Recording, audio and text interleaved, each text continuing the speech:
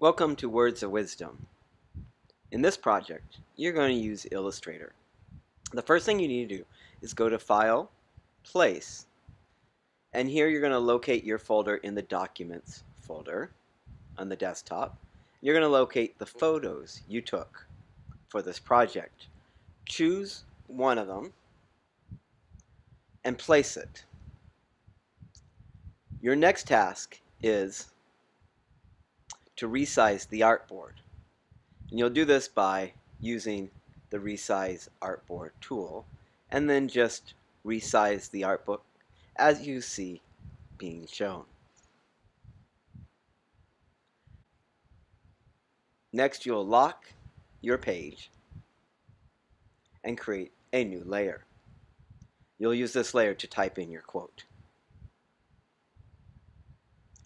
You are typesetting your quote, not typing.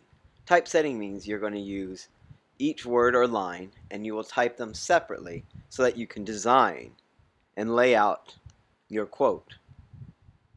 So here I am using my text tool, the different lines of my quote. I'm getting these directly from my sketch. Now you're typesetting your text, just like you see in your sketch. After you finish typesetting each line, you can use your select arrow to select the text.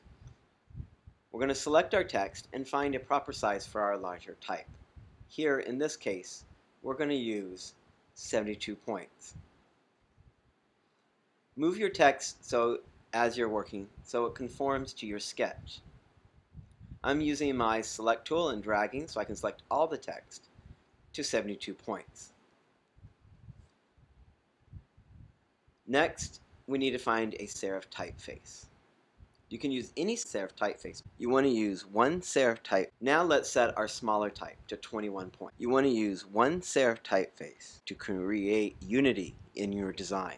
And now we'll be moving our text around so it looks very similar to our sketch in a center design. This is a good time to look at your sketch and notice how you center each of the lines of text. Once you have something that's very similar, you can select everything using your select arrow and then go up to the horizontal center and click on it. Now you might have to adjust each line vertically up and down, and you can do this using your arrow key. Once you have created your design and you think it looks pretty good, our next task is going to be coloring.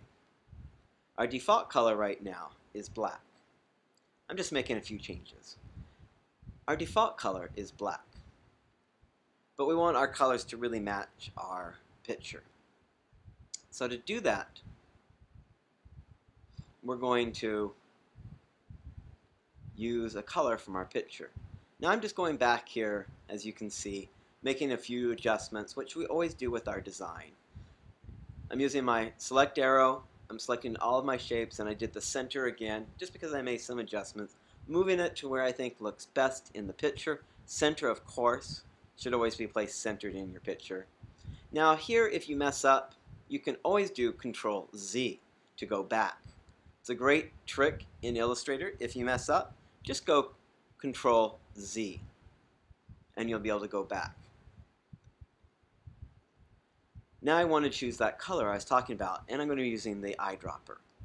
And here I've had one letter selected, and I'm going around and clicking different colors from the picture to see what I like. I really like that yellow, so I'm going to try the yellow. I'm going to be selecting the rest of my text, going to my eyedropper.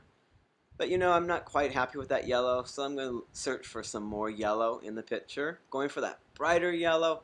Now there, I really like that brighter yellow.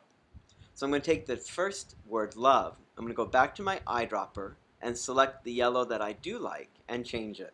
That's a great little trick. And now I think I have something that looks pretty good. You might need to make some small adjustments, but there you have your first words of wisdom.